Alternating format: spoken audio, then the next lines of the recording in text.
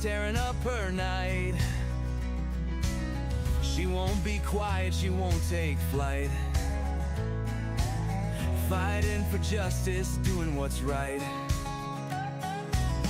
Standing on the edge of a dream. Broken homes and blood money schemes. She screams loud, shattering the seams. For every child who's been silenced, it seems. Alabama, hear her cries. No more tears, no more lies. Return our kids, take off the disguise. Standing tall, she reaches the skies.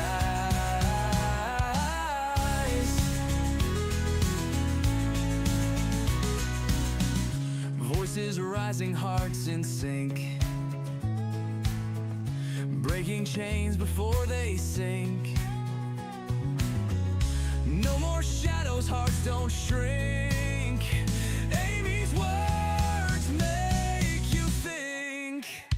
Echoes of freedom in the air. Mothers fighting, they'll declare. A battle cry, a hopeful prayer for every child in every lair. Lama, hear her cries.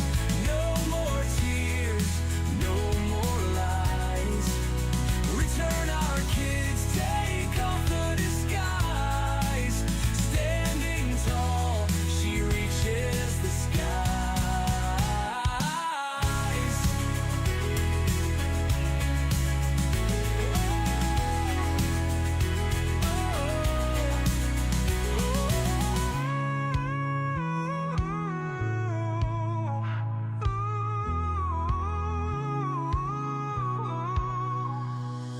Echoes of freedom in the air.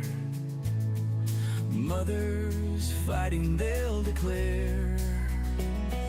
A battle cry, a hopeful prayer for every child in every lair. Alabama, hear her cries. No more tears, no more lies. Return our kids, take off the disguise. Standing tall, she reaches the skies.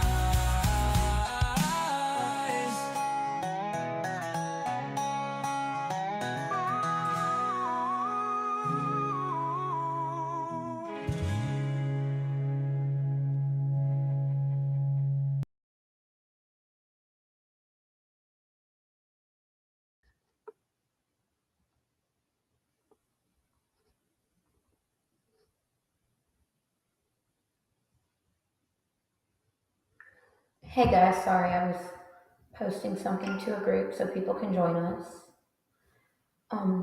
My name's Amy and I live in Alabama. I will be 28 in March, so I'm younger than quite a few other people on the show and everything. And yeah, since this is my first show, I'm going to tell a little bit of the backstory of my situation and what got me here to where I am today. If it cuts in and out, I apologize. I'm travel working right now, and I'm at an Airbnb, and signal is shoddy at best. Like I said, I live in Alabama. I do not live in Mobile County. However, that is where all of our issues originated and where they still currently reside. In order to tell this story, I'm going to have to go back a little bit to when I was a child myself. My dad had several medical issues, and my mom was his caretaker. We lived in Mississippi in an area called the Delta, which is just north of Vicksburg, if you're familiar with that area. The schools are little there. They don't have a lot of access to things, or at least they didn't 15 or so years ago. They have more access now, with the internet being more of a thing. My grandma and her husband lived in Mobile. I begged and begged to go to school in Mobile. I wanted to go to the big, pretty schools They had all the fun programs and all the new friends and everything. I would go for Christmas and summer to spend some time with my grandparents. I started asking in about third grade to go to Mobile. And I asked for third grade, fourth grade, fifth grade, sixth grade, and was told no, which fair reasoning. But by seventh grade, my parents had agreed that the school system was getting even worse where I was, and the state was actually threatening to take the county school system, and this school system encompassed not one but two counties, and that they would bus all of us to various other locations. I already rode the bus for over an hour each morning and each afternoon.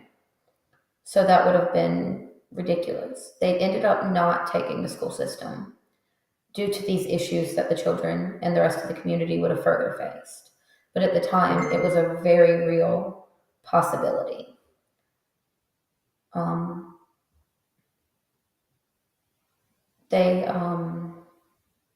So they agreed that I could go to Mobile to go to school. I could live with my grandparents.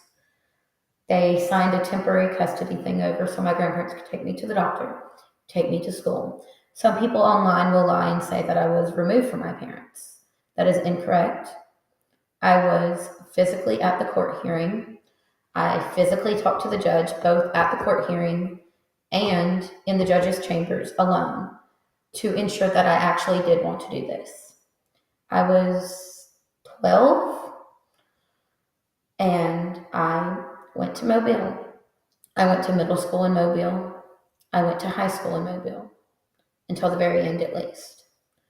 My grandmother, sweet, sweet, wonderful woman. She lives in Florida now. Her husband, he was not mean or terrible in the way that most people see people to be. He was a hard worker in the community, a member of a church, a singer at a synagogue because he knew Hebrew. He was absolutely fun, but at the same time, he had another side where he found it to cost too much to take care of me. I have some severe food aversions, and honestly, my toddlers eat more different food than I do. I'm sitting here with Sunny D like a toddler right now. And since that's almost gone, juicy juice. But he and my grandmother, she prefers healthier food and was trying to get me to eat healthier. But she also understood my food aversions to some degree. He would try to force me to eat things that I didn't like. I wasn't allowed from the table, things like that. Oftentimes, I wasn't gotten clothing, but mind you, this was not an issue of poverty per se, because he was on eBay bidding on silver cutlery sets and things like that. One set was even supposed to be mine, and it was gotten rid of. All of this. I went to school 7th grade, 8th grade, and 9th grade while living with my grandparents. In 9th grade, I met a boy, and we dated for a while. Towards the end of 9th grade, that is. He was a little bit older, but he was nice. His family was cool, all of that. We had gone out on a Sunday, I think, or maybe it was a Wednesday, I'm not sure. We went to church or wherever and went out and got some dinner. It was me and him and his cousin, who was a girl. Another thing about my grandpa, if your curfew was 7 o'clock, it was 7 o'clock. If you were in the driveway at 7:01, you were late, you were in trouble, all these things. Couldn't have your light on to read if it was time to go to bed. It was a bit much, in my opinion. Hold on a second. I've got something coming through on my phone. Thank you, Vinny, for that in the group chat. Anyway, I got home about an hour early from this adventure. I was so proud of myself because sometimes, like, you can't control traffic, even if you leave on time to get somewhere. So I was very excited that I was on time. I wasn't going to be in trouble, none of that. And instead, my then boyfriend and my other friend, who was the boyfriend's cousin, who often were invited in to hang out and things of that nature for a little bit. They were told that they should go home and that I was to sit down and have a discussion. I sat down on the couch. I wasn't sure what was going on.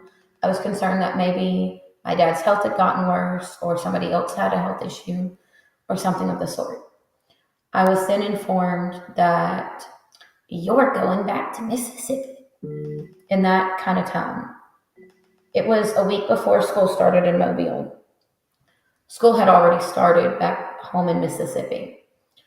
I questioned, I was like, oh, am I going for a visit or something? It's kind of bad timing, but okay, I'll make it work. I'll email my teachers and whatnot. And I got informed by my grandma's husband, my grandfather, step grandfather, whatever you want to call him. No, you're going back to Mississippi. You cost too much and da da da da. I basically ate noodles and rice because those are a few of the things I eat anyway. And a lot of the things I had, I worked for the neighbors picking up pine cones and leaves and sticks, and worked for a family that owned a business across the road and whatnot. So I didn't understand and I was confused, and I asked if I had done something. I was told no, this was ridiculous. It made it seem like he just wanted me there to be like, look, we're doing something nice. We have our grandchild. I freaked out.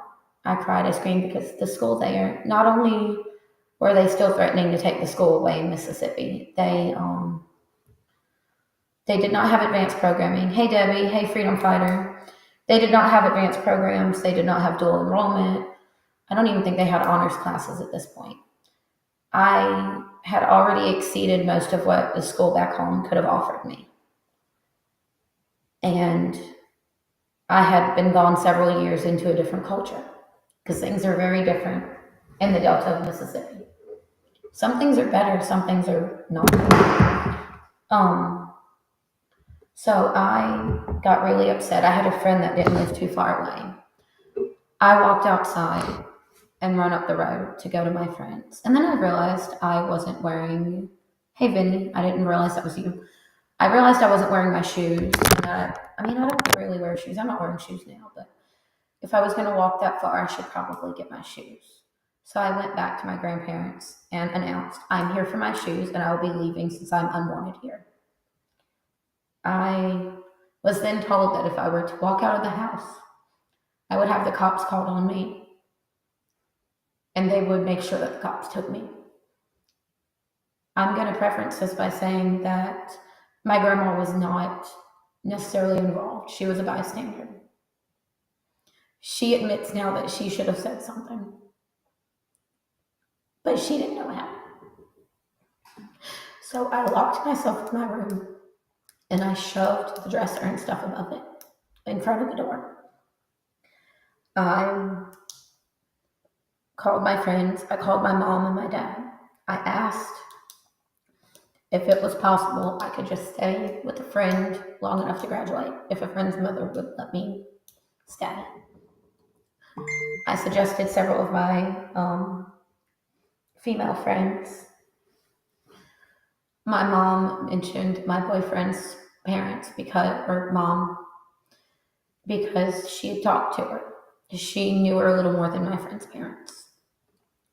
This woman agreed. I lived with me, not long after I moved into that home.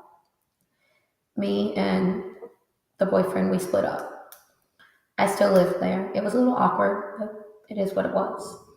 I lived there for 10th grade, 11th grade, and part of 12th grade. I noticed more and more that there were excuses of why we couldn't go get my license, even though I had the paperwork from the school that I'd done driver's ed, or why this, or why that, or hey, we can't get you clothes, we have to get younger child clothes. Younger child had clothes and also had another parent who was the woman's ex-husband. I had a friend that was going through some issues at the same time. He'd gotten into some trouble and gone to juvenile hall. And his dad had passed in the meantime, and he was torn up. He's still torn up years later. And a victim of the ADOC, but that's another story. Um, he had gotten in trouble from his juvenile probation. So he couldn't go home to his mom. He couldn't go to the school. I'm going to preface this by saying he and his mom both have some psychological health issues. And they don't clash.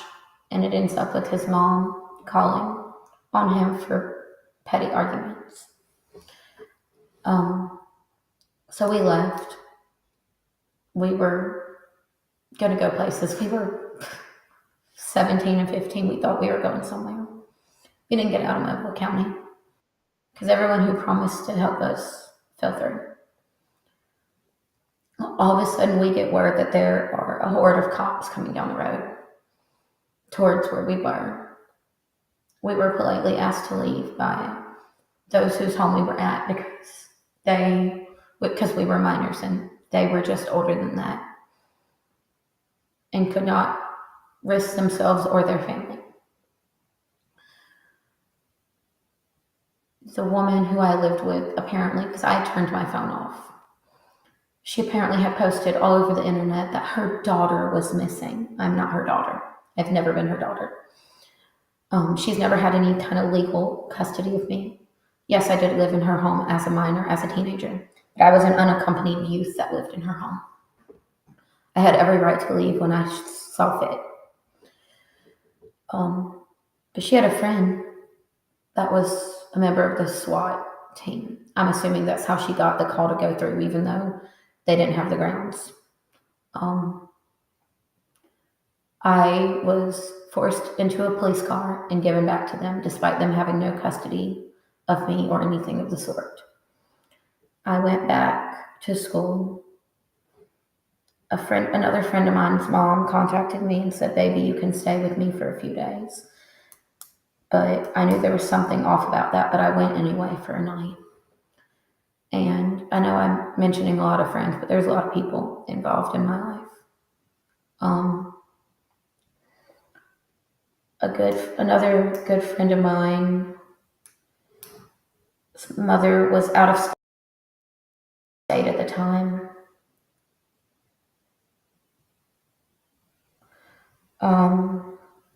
She called me. Well, she called her son. We'll call her son M. She called M and said, "Give Amy your phone. I will be home in a day or so."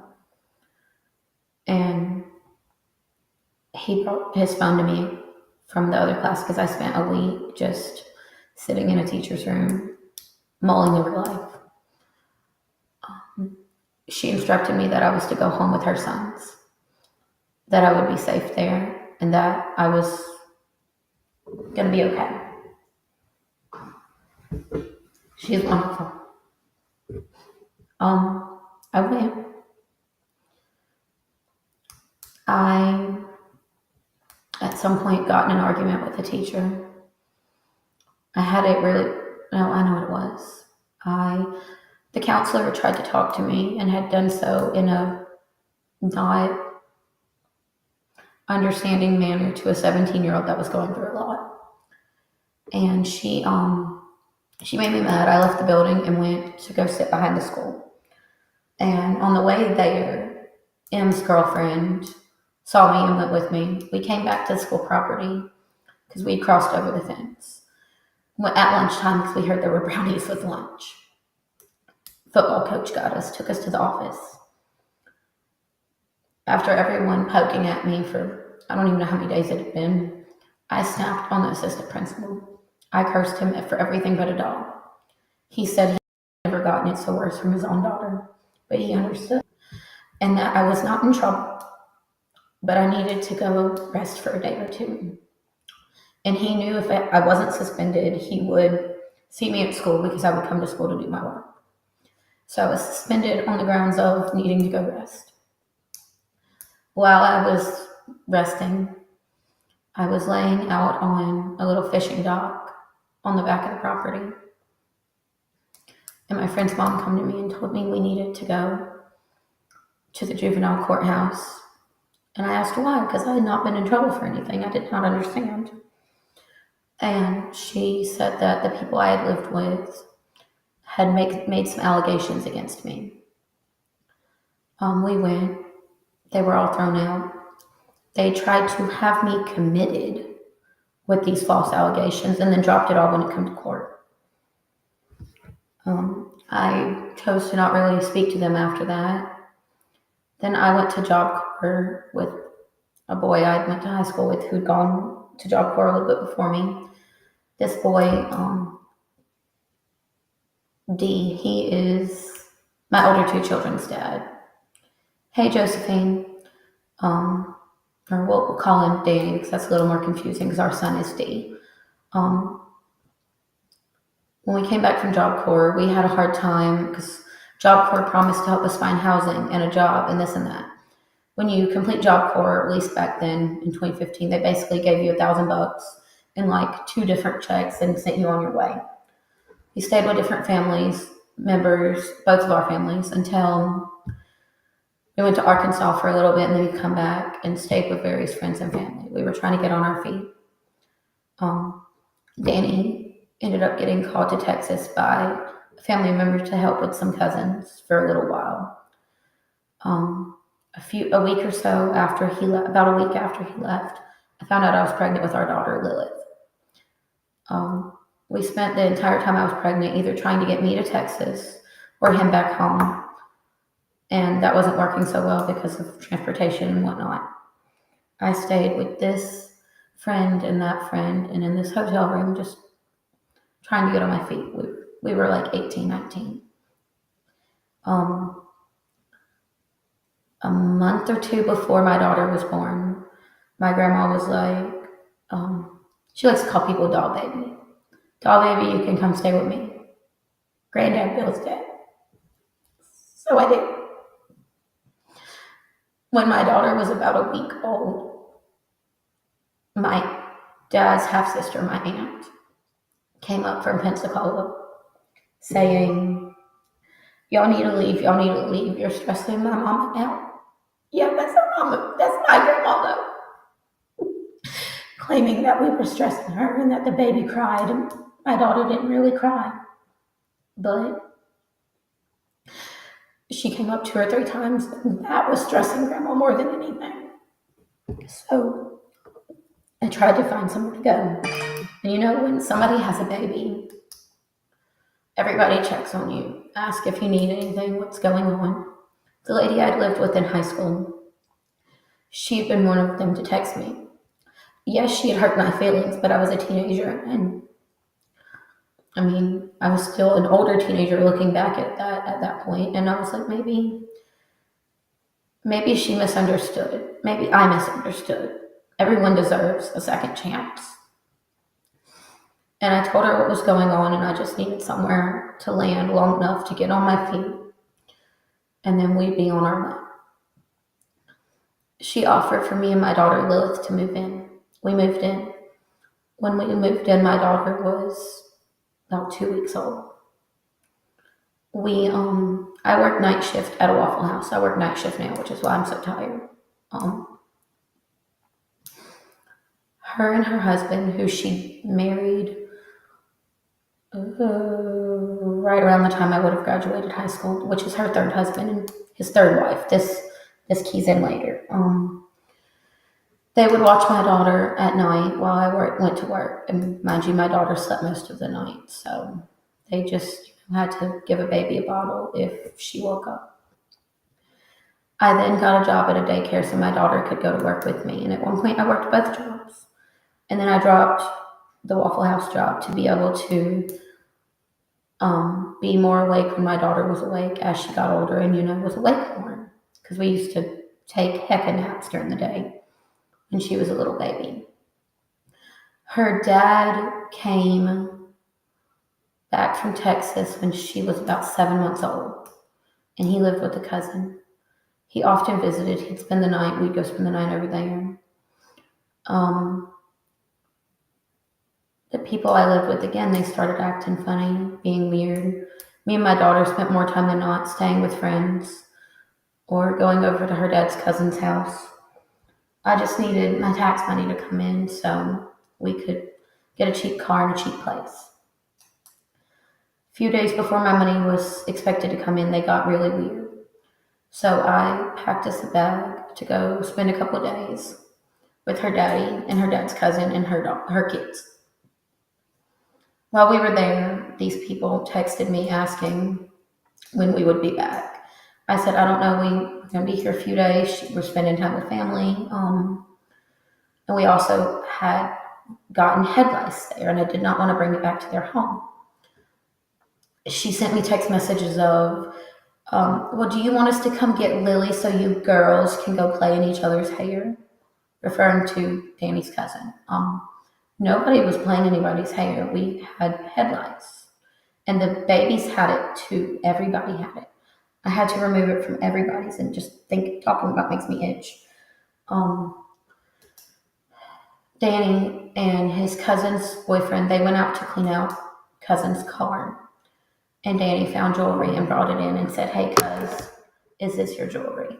She then said it wasn't hers and she'd never seen it. So clearly that opened an argument between her and her now ex, who they were together at the time.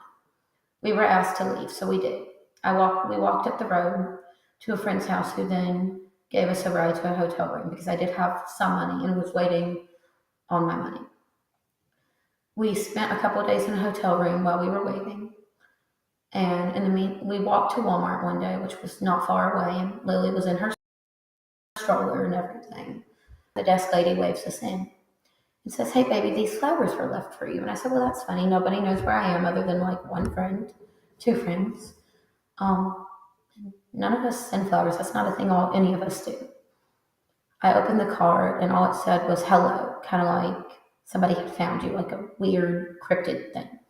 I told the lady that it was creepy. I took pictures of it. I still have the pictures.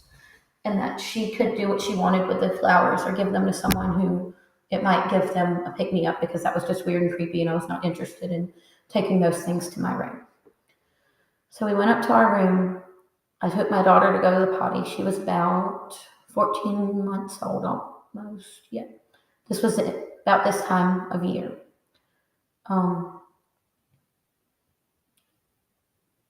Maybe a week later, I don't know, about this time of year. And before I could even finish getting her off the potty, we hear knocking on the door and police. We were at a hotel in Tillman's Corner, not the best area, not the worst area. We were not at the best hotel. We were not at the worst hotel. So I figured it was just one of their weird, hey, is, Bob the Builder here kind of things. They said that they'd gotten a report about a child that wasn't taken care of and needed to do a wellness check. So I brought my daughter out of the bathroom and I showed them, and they were like, we don't see anything. There will be a DHR worker by tomorrow, or maybe the worker was with them. I'm not sure. It's been years. I'd have to check my records. And I could see, standing on the balcony, I told the police officer, I know you're not supposed to tell who calls for wellness checks, but do you know their name? And he said the name of someone who worked at the office with the lady. We'll call her S. And I could see out over in the parking lot, this hotel's parking lot, shared space with the Hooters. Out on the line where the Hooters side was the name of the person who had called, and S standing at their car window talking. The next day, a worker did come. We spoke to her. She asked me to go do a drug test. Just me, not both parents, because they claimed that the child had no father. I went and did that. It took time to come back. It still takes time, but it took more time back in 2018. We left the hotel. We got a car. We got a little camper that had been turned into a trailer and had an extra room built on it and everything. We were waiting on the drug test to come back so DHR could close the case. In the meantime, I get a call from a sheriff's deputy to pick up paperwork. I didn't know what it was, but I'm an emergency contact for multiple friends. So I went to go get it, only to be served with a emergency petition for S and her husband to get my daughter. On this petition, they claimed that We had no home or car. They claimed that we were doing drugs, cooking drugs, and selling drugs. They claimed my daughter was not taken care of and was often abandoned. And they claimed that my daughter had no known father. They knew all of these things were untrue, and they even know my daughter's father. We go to court. They do not address any of these things. They address who some of my friends are, and they address a taken out of context statement that was part of a vaccine debate. It was a hypothetical situation where someone who is not my friend had asked me, well, what if we didn't have the constitutional rights we have? And I worded an answer in an inappropriate way because, again, I was like 19 and I was talking to a close friend, and you speak differently to those people. Anyway, they gave my daughter to these people on a temporary basis. These people from the jump did not want to do visits. We did one visit 4 months after they got her. And then after that visit, they petitioned claiming I had a stolen car and multiple other things. And the visits got halted for a year. And after they got turned back on, it was video calls and visits. The video calls could start immediately. The visits after doing a parenting class and an anger management. I haven't seen my daughter. Yeah, really real, they should go to jail. It gets worse. We did some video calls. By then, my now 6-year-old son, he was born, he was a baby. So my daughter would go, who baby, who baby? And I would tell her, this is your brother Draven. This is D. This is baby D. And I was told by S, that's inappropriate. Don't you tell her that's her brother. You're confusing her, da da da da da. They stopped the video calls after that. Despite there being a court order, and there still to this day is a court order, because there's no court order retracting that. The day after we went to court originally, the CPS worker called and said, or maybe it was that afternoon, hey baby, your drug test has come back. It's clear, it's negative. I just need to see your home real quick because I know you just got your home. She came out, she saw it, and she looks around, she goes, well, is Lily with grandma or at daycare or something today? And I said, no ma'am, due to what happened in court yesterday or the other day. And she said, baby, what are you talking about? And I told her that the judge had given my daughter to them, and she said, I was not made aware of this. If there's an open CPS case, someone was to make me aware. And I said, oh, I thought you just didn't come. I thought you didn't care. And she said that she couldn't overstep the judge, and the judge claimed to not be able to overstep her. And, the big spin around. Around the time that they stopped doing the video calls, they got her in March of 2018. We did one visit in July of 2018. And then everything was halted until July of 2019, of which video calls were ordered. They did not start until August of 2019. And by end of January, beginning of February 2020, they had started refusing and denying the calls. And even trying to claim that my 2-year-old was hanging up on me, or didn't want to talk, or was scared. I don't know. I have text messages. I put them on my Facebook, on my TikTok, saying that she knew that my vehicle was in a very bad condition, which it was, and that you're having a hard time with housing. I'm not concerned about your son and how you take care of it, but I can help you get these things if you'll sign over the rights to your daughter. I then informed her that she had lost her mind and that I was not going to sell my daughter to her for anything, and that was internationally illegal. I have brought this up in court. I've brought this up to attorneys. Nobody wants to touch it. Nobody wants to deal with it. Ever since I denied her at that point, even before that point, everywhere we lived, there magically would be a problem if we had a coworker, or a problem with a landlord, or we'd get a random CPS call. Then this is when my 6-year-old was a baby, my second child. Except when we lived in Mobile, except once. And I have messages showing that she has messaged landlords and messaged family members and messaged, what are they called? Roommates. All of that. People just randomly will start acting real strange towards me. We didn't live in Mobile, and at this point in 2021, I had my now 6-year-old son, Draven, who was 2, and my almost 4-year-old son, Damon, who was about 5 months. We had to go to Mobile for a few days. I had traffic court. I needed to have an in-person meeting with my attorney for Lily because they all of a sudden just tried to file TPR because, I wasn't giving them what they wanted. They already had custody of her. I was trying to save money to get a really good attorney to go back to court because the judge said it could change any point until she turned 18. But they filed TPR because in Mobile County, TPR goes to a completely different judge. So the judge would not have knowledge of anything previous. We had to go to Mobile for a few days. We stayed with a deceased friend's family members who claimed to love us and this and that. I did have traffic warrants. Sheriffs showed up and they wanted to speak to me. I said, I'm sure this isn't about traffic warrants. Mobile County Jail is at 300% capacity. Y'all can't pick people up for traffic warrants right now. Y'all are releasing people.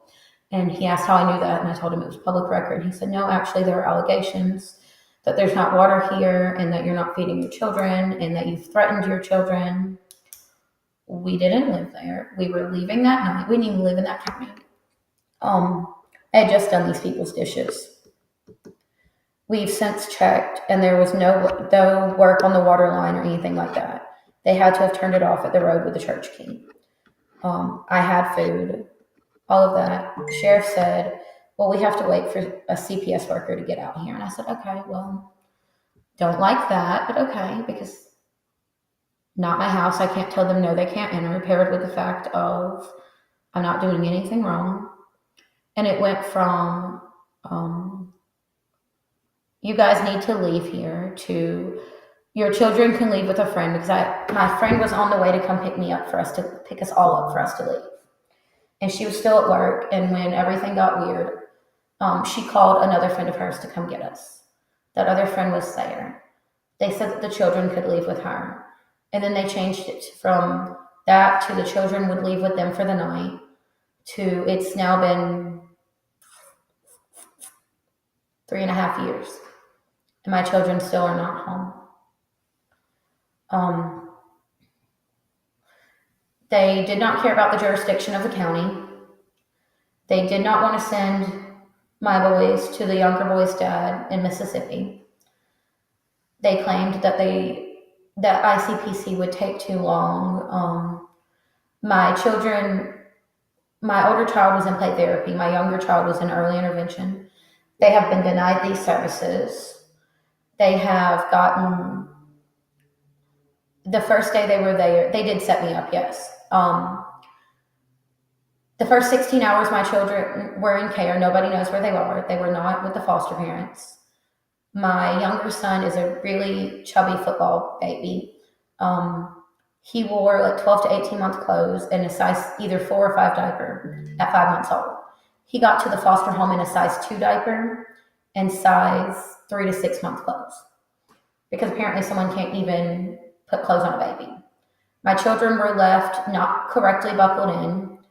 My baby didn't even have clothes on when they took them. It was 9:30 at night. It was dark. It was raining. They had a 45-minute drive back into town to the DHR office. They've railroaded everything. They've falsified stuff, false claimed stuff. They argue to not have my evidence heard. They claim I'm harassing them. I have cussed them out quite a bit. But how many times can I ask you the same question? My younger son, he has had over 20 prescriptions in the last 3.5 years in their care. Most of them are for antibiotics. My children have stayed sick. In August of 2023, my younger son received a skull fracture in their home. And there are multiple stories of how it happened, and nobody will clarify. And we all know that gets children removed from their family. So why were my children not removed from this home? These fosters that have my younger 3 children, I did visits in their home from December of 2021 until February of 2023 without incident. I have provided things for my children. I have provided for other children in that home, both foster and their children. Um, I have been given information about other foster children that I'm not supposed to be privy to, both in conversations and in text messages. And all of a sudden, the fosters one day just quit. Yes, I did hire a private investigator. They started acting funny before then, which is why I sent her there, because I originally told her to not question them, question everybody else in the situation, because I thought that they knew what was happening. They had been shown evidence of what happened with my daughter. They knew all of that. And then next thing I know, they're hanging out with S, who has my oldest. They're telling these children they're siblings. They are siblings. They are my babies. But my 8-year-old, she doesn't know that. And you've spent all these years telling her that they're not. My youngest, she was born in April of 2023. She had been staying at her dad's. I took her to Mobile with me because I needed to be there for an extended period of time, and she was breastfed. And I needed to go to court for my older children and deal with an eviction. All of that. And they picked up my 6-week-old with the claim of, well, you're being evicted. That's not grounds to remove a child. And that we have your other children. There's actually an Alabama law that has now been scrubbed from online that I did have but can't find, that says that you are not allowed to pick up younger children just because their older siblings are in care. They now have my youngest too. My youngest has a rare genetic condition called partial trisomy of the 10th chromosome. Your chromosomes have 2 pieces. Her 10th chromosome has 2 pieces and a little piece in a section. Thankfully, she seems to have a mild case of it, but she's supposed to get further genetic testing and possible other testing, because children with this condition, some of them it's mild, some of them they're palliative care. I'm very thankful that she's almost 2 and hasn't had any major issue, but they have absolutely neglected her care and the care of her brothers. They're saying that these people are fit to adopt them. S, who has my oldest, she has been married 3 times. Her husband has been married 3 times. They are not necessarily well off, but they're not poor either. They have a little bit of name in the community. The husband has a public intox charge from Louisiana from like the 70s or 80s, which, mind you, not just Louisiana, but New Orleans. I'm not sure how you get a public intox charge there, especially back then. We also found evidence of where he did an appellate hearing with his second wife, the one he has children with, where he admits, mind you, this hearing happened sometime in the last few years, he admitted that he was abusing his biological son's prescription ADHD medication. And I have proof of all of their lies and of their harassment, but they're supposedly fit to parent my oldest. And my younger 3, their family has 2 biological children, a child they adopted at birth that hasn't received most of his services, and she admitted to that.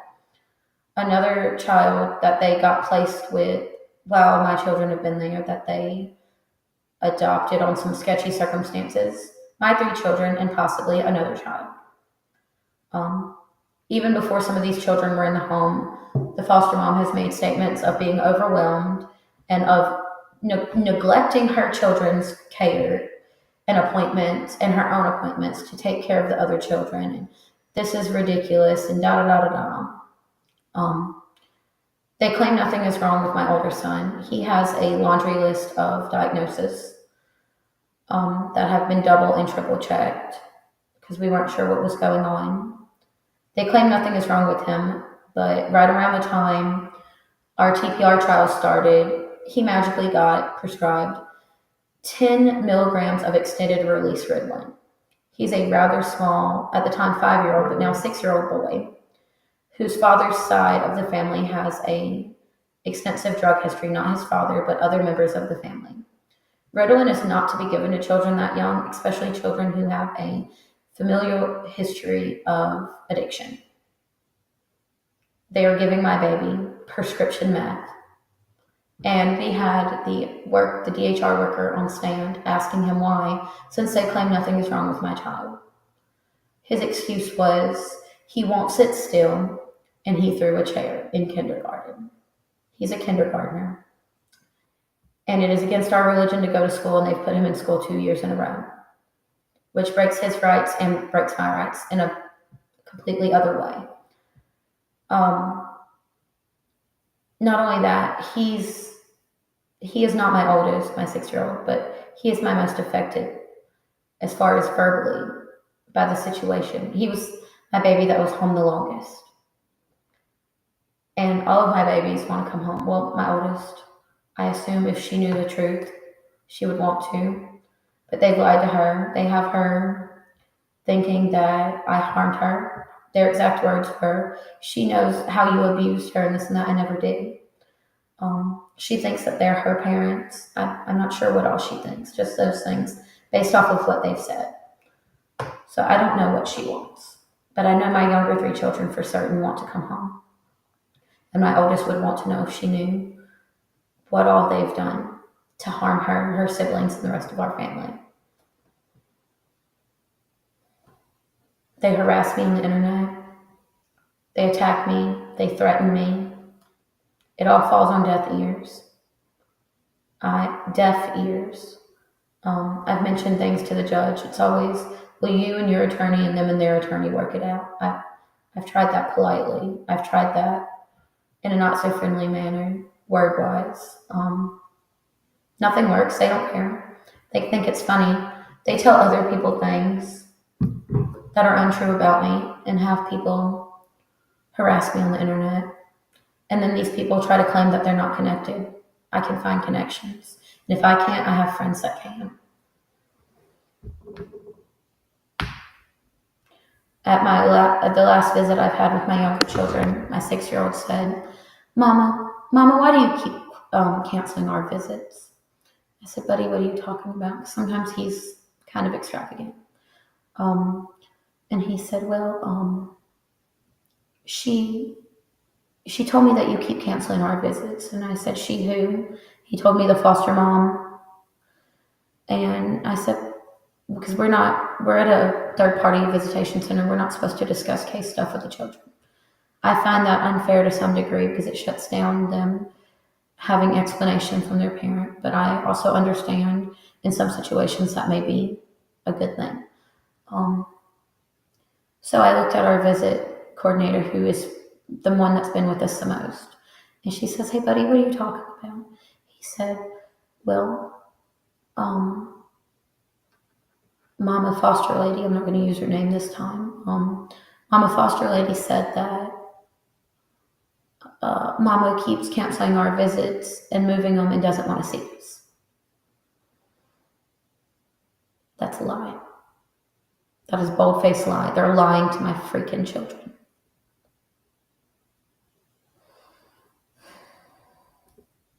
But that is the very, very long but condensed version of our story. They're claiming all kind of crap. And every time you turn around, it's a new this or that, but they never have evidence of anything. The main thing they like to say is your actions and behaviors. What actions and behaviors? The point, I was already quite an outspoken person before any of this, but the point that you've literally abused and neglected my children and my family to the point that if I had the money, I would put your name on a billboard about what you have done. Those actions and behavior, or the actions and behavior where I've cursed you out because you won't follow the law or policy or actual ethics or anything. What actions and behavior? If I had done something wrong, there'd be more than reason to do something if somebody has actually harmed children. I have not. I have no charges other than petty traffic and a charge where I went to the juvenile courthouse and a police officer assaulted me, and after assaulting me, arrested me for what's it called? Disturbing the peace or whatever it is. I was told not to fight it because it'd be a police officer's word against mine, because since it's a juvenile courthouse and confidentiality, they don't have cameras on the building. Those cops don't wear body cams, so the only cop footage they have is from 45 minutes after they illegally assaulted and arrested me, of me screaming that I was not going to leave with 2 male cops and that they needed to get their fucking hands off me. Yeah. I have several jobs that involve clearance that I have been cleared for. When we went to court last time, not the DHR worker, the DHR attorney kept claiming that I was dangerous. Sir, you're an attorney. Are you testifying? Because that's what it sounds like. They even tried to claim that my fiance, who is my youngest child's father, that if he were willing to live with me and potentially put our children there, that he had to be dangerous to live with me.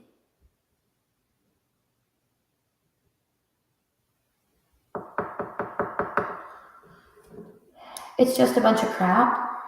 And my point of this channel, my part of the channel, is to enlighten on a lot of the situations that are going on in Alabama and across the country, and try to reach the younger population who is entwined with this. Another not so fun fact. I personally believe, as do many others, that they are targeting the same bloodlines and families, because Danny, the father to my oldest two, he was in CPS custody in that same county, him and his siblings. They were done ridiculously dirty.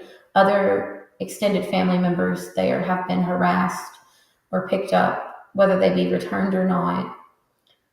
I just believe it's some sort of something after certain families.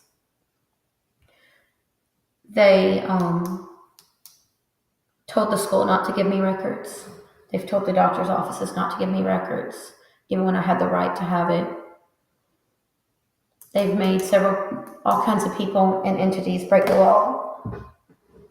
But clearly, the school system and these doctors, some of them, at least for the doctors, are, in cahoots with CPS. I guess I really would like to know if the school system gets more money if a foster child is enrolled in that school. I really think that might be the case, but I'm not sure. And another fact, I don't know if this stands true for everywhere, but I found out recently by a source that I will leave unnamed for her safety, that each county has a CPS board meeting. She's unsure of how frequent, and that the state has it too. I'm not sure how to find it for Alabama. I need to get on looking for that. But there's that. Other states might have it as well. I'm not sure. But I highly suggest people looking into that. And by no means am I suggesting anyone act a fool or break the law or harm anyone. But we can protest outside, inside, loudly, quietly, within reason, of course. What people like to do, I've heard of people going to school board meetings and try to speak, and the school board make these ridiculous requirements of signing up, or you get 2 minutes, or them turning the mics off on folks. I know the county next door to Mobile does this to people frequently during school board meetings. I'm assuming DHR meetings would be the same, but these meetings, DHR, CPS, these meetings are open to the public, which means the public has the right to be there. So we need to start going and demanding answers and asking to speak, because a lot of these people are very, very bad people, but some of these other people are coerced and afraid, or just completely controlled by those that are not good. Which doesn't mean that these other people are any less responsible But some of these people are scared of their own children being harmed.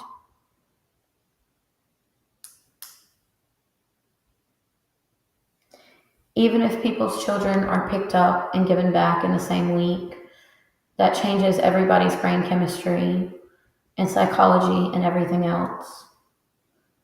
At this point, my children have been gone so long, and many, many other people's children have been gone so long.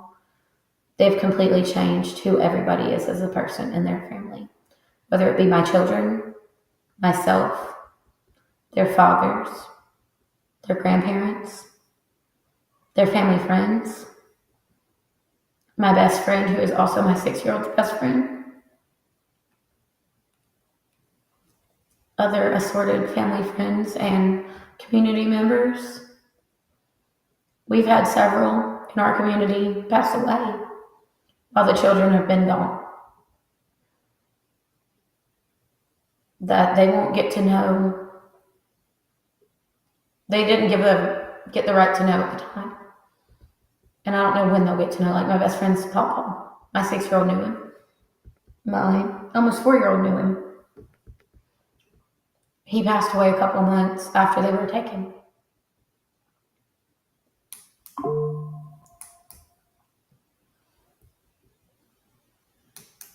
My grandma is 85, 84, 85, I don't know. She was born in 39. She met my oldest the first couple of weeks she was born when we lived with her. And I've taken my 6-year-old to see her once or twice, probably once. If my children don't come home soon, they may not get to see their great grandma.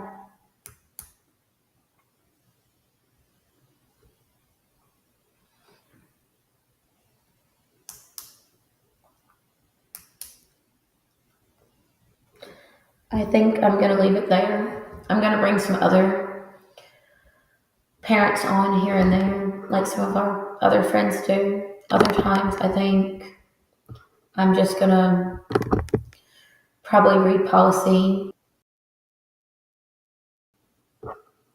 I'm not sure. On my Facebook and on my TikTok. And about situations in Alabama. And if you're wanting to know more, I can't really get my screen up there. There we go. My Facebook is Amy Walmsley. It's the profile where I'm the profile picture. And my children are the cover photo. If you find my other profile, my 8-year-old was a baby in it, and she's my profile picture. And my 6-year-old is a baby as a cover photo. That account doesn't have a lot on it because I was still quiet about the situation and giving people the benefit of the doubt when I had that account. Right here is my TikTok. It's Lily D. Day Lou. There's a dot between each one. It'll bring you to my TikTok. I'm going to get off of here so other people can get on and so I can get a couple things done before work, perhaps maybe a nap. But people, if you're welcome to message me, you're welcome to go through my Facebook, my TikTok. And another thing, this is going to sound confusing. Don't be afraid to ask for help. However, be careful of who you ask for help from. Because people who were supposed to love my family, love me and love my children are the very people who harmed us, who claim to love us, who claim they are protecting us. S claims that she is protecting my daughter from me. And anytime I've reached out online saying I need help with this, whether it be more work or a bill that's behind or anything, I get dogged. I've seen other parents get dogged and dragged through the mud too. I can't even comment anything on pretty much any local page without someone being like, well, aren't you the one that such and such happened to? It has ostracized me from the majority of the people I grew up with. Because no one's going to believe the person who's being accused, even if that person has proof. So definitely reach out if you need help, but be Be careful who you reach out to and be careful who you trust. Debbie, I think you might follow me on TikTok. I'm not sure. But I'm going to leave it at that. Thank you guys for watching, and I'll be back Tuesday at about the same time.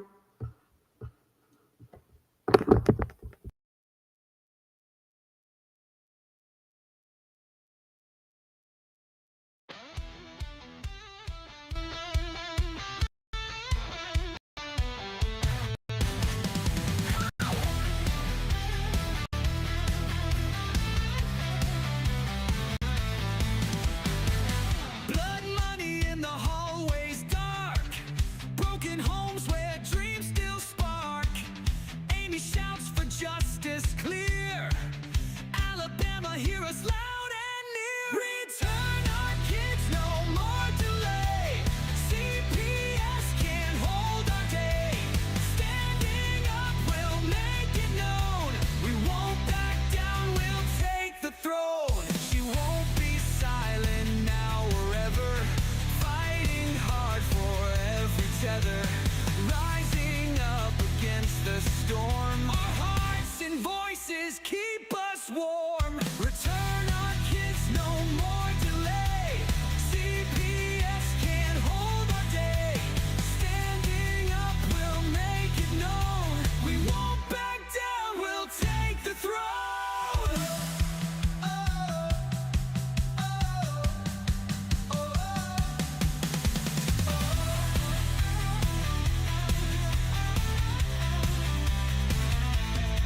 In the face of push and shove, we ignite the fire of love. For our rights we scream so loud, breaking chains, we're mighty proud.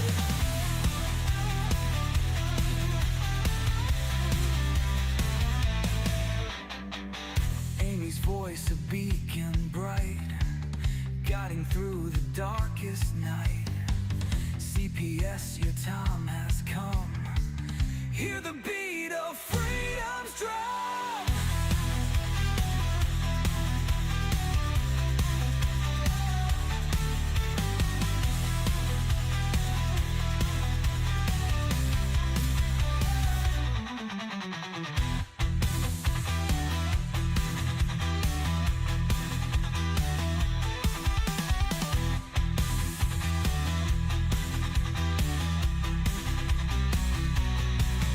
Return our kids, no more delay.